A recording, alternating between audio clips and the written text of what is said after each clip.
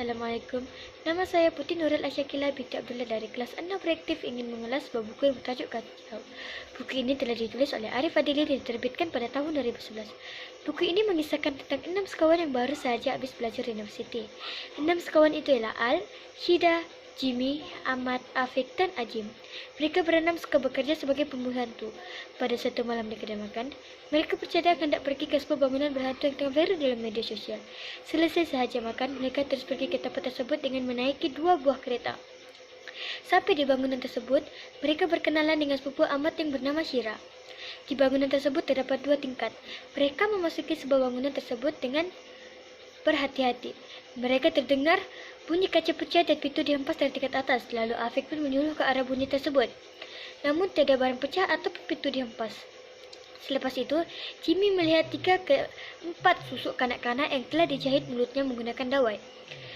Sedar tidak sedar, bulu roma Jimmy mula naik dan ia cepat-cepat pergi ke tempat Afiq.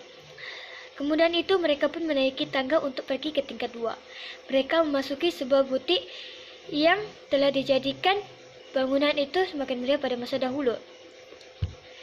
Ahmad mengarahkan mereka supaya duduk dalam bulatan.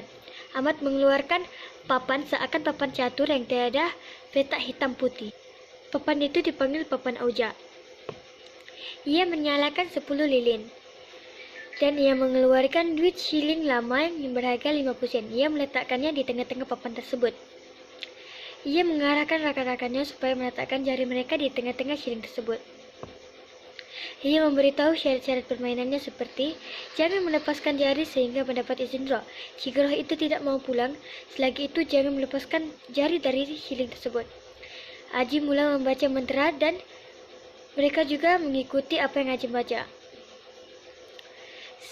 Tiba-tiba angin bertiup kencang dan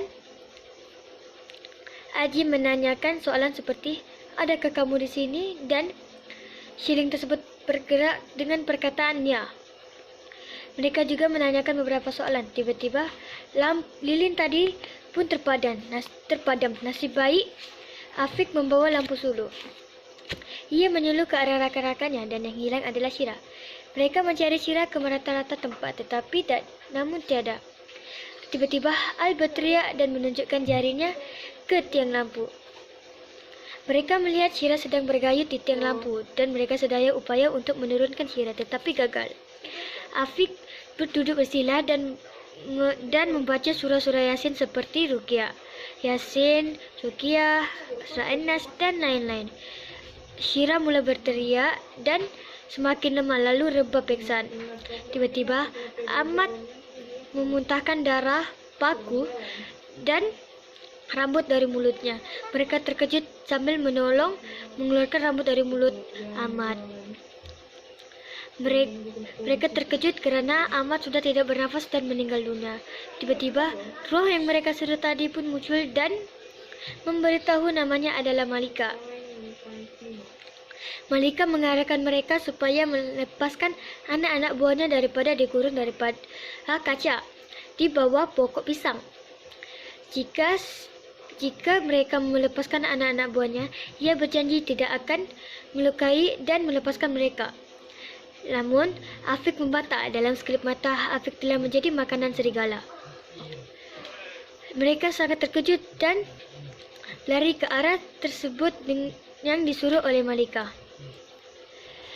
Mereka memecahkan kaca tersebut dengan tukul. Anak-anak buah Malika pun terlepas dan berterima kasih padanya. Namun, Malika tidak mahu melepaskannya. Dalam sekelip mata, Syida dan Ajim telah pun menjadi makanan anak-anak buah Malika. Syira yang sudah terbangun dari pingsannya pun terkejut apa yang dilihatnya.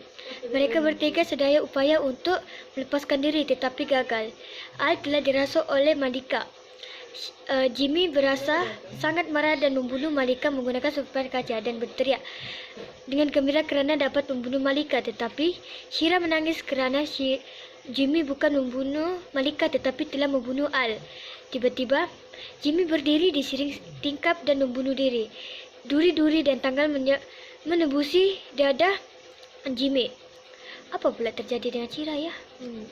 Hira pula dimasukkan ke dalam hospital sakit jiwa. Itulah cerita daripada saya. Sekian, terima kasih.